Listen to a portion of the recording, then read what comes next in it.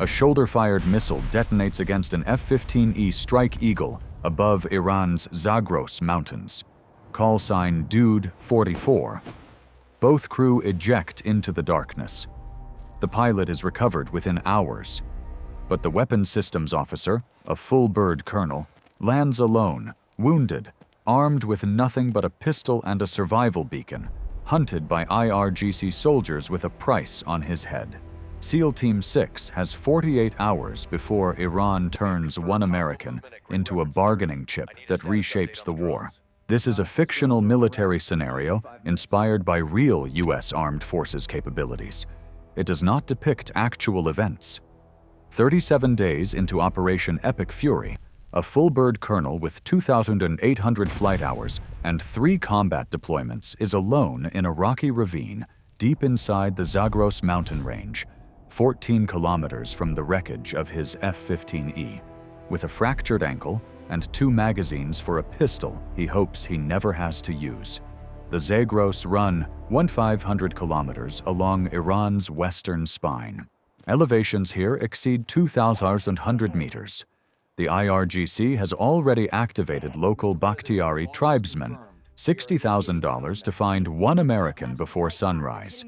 Tehran understands the stakes immediately. Iran is in fragile ceasefire negotiations mediated by Pakistan.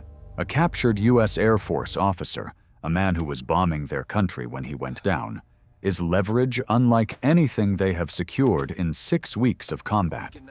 At CENTCOM Forward in Qatar, a signals intercept picks up his emergency beacon 14 hours after the shootdown.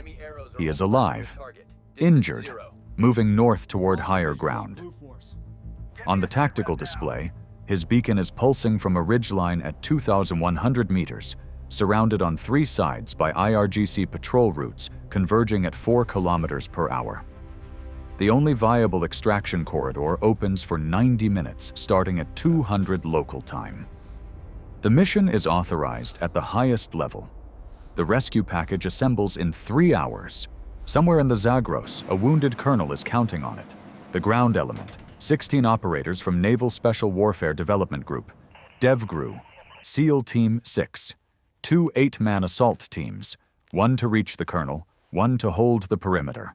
Loadout, suppressed M4A1 carbines, GPNVG-18 4-tube night vision on Ops Corps helmets, trauma gear rated for high-altitude field surgery. Transport, the 160th Special Operations Aviation Regiment, the Night Stalkers. 4 MH-60 Metward Blackhawks will fly nap of the earth through Iranian radar shadow, inserting the SEALs within 400 meters of the last beacon coordinate. 2 MC-130J Combat Talon 2s are pre-positioned at an abandoned airstrip 23 kilometers north of Shareza, held by Delta Force. Those aircraft are the colonel's only way home. An AC-130J Ghost Rider, assigned to overhead fire support, holds in high orbit throughout the operation. Above the entire AO, an MQ-9 Reaper in continuous orbit, weapons free if IRGC elements close within 500 meters of the rescue element.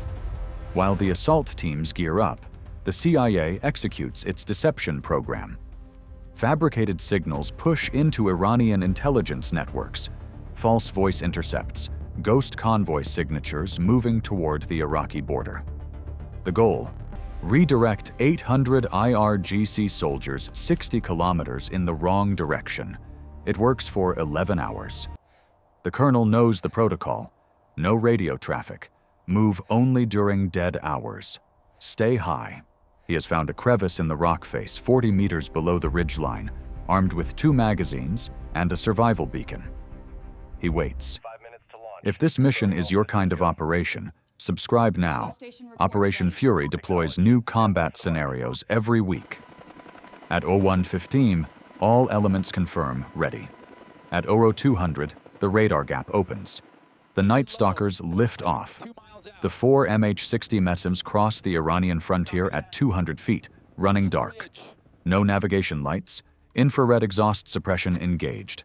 At 0237, insertion. The SEALs fast rope into a rocky plateau 380 meters from the last beacon coordinate. 12 seconds per man. The helicopters peel off immediately, dropping below the ridgeline to hold in a masked hover 2 kilometers out. The team moves. Loose shale, 30-degree gradient, GPNVG tubes lighting the world in green phosphor. The team lead tracks the beacon on a wrist display. Distance, 340 meters. Bearing 022 north. At 02251, contact. The colonel is wedged into a crack in the rock face, his M18 in one hand, survival radio in the other. 46 hours awake. When the lead SEAL reaches him and gives the authentication phrase, the colonel grabs the operator's vest and pulls him close. His first words: 3 IRGC soldiers, 200 meters down the southern slope, last seen 20 minutes ago. Perimeter team confirms on thermal. Not 3. 4. The colonel cannot walk. Fractured ankle. 2 SEALs load him into a sked litter and begin the carry. The remaining operators form a moving perimeter. 8 men, 360-degree coverage. Across terrain no vehicle can reach. Then the Reaper brakes squelch. 2 IRGC trucks on the eastern fire road, headlights out. 12 men. Distance, 1.8 kilometers, closing. The original route northeast is compromised. The team lead reroutes west in 40 seconds, descending 300 meters to a secondary LZ, 12 minutes added to an exfil window that had no margin. Fire control authorization, approved. 2 AGM-114 Hellfires from the Reaper. Both trucks destroyed on the fire road. The ridgeline erupts in orange. Every IRGC unit in the province now knows which mountain the Americans are on. The soldiers on the southern slope start climbing. The perimeter element opens suppressive fire. Short bursts, suppressors on. 2 go down. The others pull back. CENTCOM reports a QRF of 80 IRGC soldiers deploying from a forward base 34 kilometers south. 2 Mi-17 transport helicopters. Estimated arrival, 22 minutes. The SEALs have 8 minutes to the secondary LZ. The Night Stalkers need 4 to fly there from their holding pattern. Loading the colonel onto the helicopter will take at least 3. That math works, unless the helicopters take fire on approach. The team lead calls the Night Stalkers. Secondary LZ, immediate pickup, weapons hot approach. The Night Stalkers push. 2 MH-60Ms climb back above the ridgeline. Door gunners scan the high ground through thermal M134 miniguns indexed on the southern slope. The SEALs break onto the secondary LZ, 40 meters by 18 meters of flat rock, barely workable for 1 helicopter at a time. The colonel is pale but conscious. He tells the medic his back took damage on ejection. He has been managing it for 48 hours on adrenaline and SEER training alone. The first Black Hawk flares over the LZ. Small arms fire rakes the fuselage from the ridgeline above, a Bakhtiari element, hunting rifles accurate at this range. 1 round punches through the tail rotor housing. The aircraft shudders. The pilots hold the hover. The colonel is loaded in 23 seconds. The second helicopter pulls the perimeter element. The last man off the mountain is the team lead. Both Black Hawks push northeast at 180 knots, heading for the Shereza airstrip. Behind them, the Iranian QRF helicopters arrive over the ridgeline 4 minutes behind schedule. They find destroyed trucks and an empty crevice. The AC-130J Ghost Rider goes active. As the Iranian Mi-17s attempt to pursuit vector north, the Ghost Rider's 30mm cannon engages. The first Mi-17 goes down 2 kilometers east. The second retreats south immediately. The Black Hawks reach Shereza at 0348. Delta Force has held the makeshift airstrip in total darkness for 6 hours. 2 MC-130J Combat Talon IIs sit at the end of the strip, ramps down, engines at idle. The colonel is transferred under fire cover and loaded onto the lead Talon. Then the front landing gear sinks into the sand. Seasonal meltwater from the Zagros has softened the runway surface during 6 hours of engine idle. The nose gear is buried to the axle. Manual extraction fails in under 4 minutes. The aircraft is not moving. The second Talon takes everyone. Colonel, both assault teams, Delta Force security element. 41 people on an aircraft rated for 32. The call is made in seconds. The disabled MC-130J is not going anywhere. And it cannot stay. Thermite charges are set at the avionics bay and fuel lines. 4 MH-6 Little Birds used for perimeter security receive the same treatment. American air-delivered ordnance finishes the job from above. On a makeshift airstrip inside Iran, a line of American aircraft burns itself out of existence. Millions of dollars of hardware destroyed by the crew that flew it in, so that none of it falls into enemy hands intact. No avionics, no airframes, nothing useful. The operational Talon lifts off at 0412 hours and climbs out of Iranian airspace at full military power. 4 F-15Es ride combat escort all the way to Kuwait.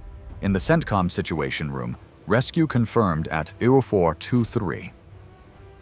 Which unit do you think performed best? SEAL Team 6, Delta Force, or the Night Stalkers? Drop it in the comments. The Talon touches down at Ali Al Salam Air Base in Kuwait at 0611 hours. That is not a doctrine. That is a promise. 48 hours earlier, the Central Intelligence Agency told 800 IRGC soldiers a lie. That the colonel had already been recovered, that he was moving overland toward Iraq in a ground convoy, that the hunt was over. Those soldiers drove 60 kilometers in the wrong direction. The deception bought the hours that SEAL Team 6 needed to climb a mountain and pull him out of a rock crevice. The colonel never knew that part of the plan. He was too busy surviving it. He will recover. The man who spent 2 nights in a rock crevice at 7,000 feet, wounded, hunted, armed with a pistol and nothing else, he held long enough for America to come get him. The operation required 155 aircraft, hundreds of special operations personnel, 6 hours of active CIA deception, a forward operating base on Iranian soil, and the deliberate destruction of 3 American aircraft. CENTCOM describes it internally as the most complex combat search and rescue mission in US military history. For Tehran, the failure lands at the worst possible moment. Iran is at the negotiating table in Islamabad. The leverage they believed was within reach, a senior American prisoner, shot down over their own territory, was pulled back in a single night by men who flew into Iran, on foot, in the dark, and refused to leave without him. Iranian state media releases footage of burning wreckage at the Shareza airstrip. The wreckage is American. It was destroyed by Americans. That distinction does not appear in the broadcast. SEAL Team 6 went in. The Night Stalkers flew them out. Delta Force held the door, and the CIA, quietly, invisibly, made sure the door stayed open long enough to matter. 3 aircraft destroyed on Iranian soil. 1 man home. The ceasefire is already fraying. The Strait of Hormuz is still closed, and Iran's new supreme leader has made his first strategic calculation clear. His father died from American bombs, and he has no intention of negotiating from weakness. What happens when he decides the ceasefire was a mistake and orders a strike on the USS Abraham Lincoln? That scenario is coming next. Subscribe to Operation Fury and hit the bell. You don't want to miss what Iran does next. See you on the next operation.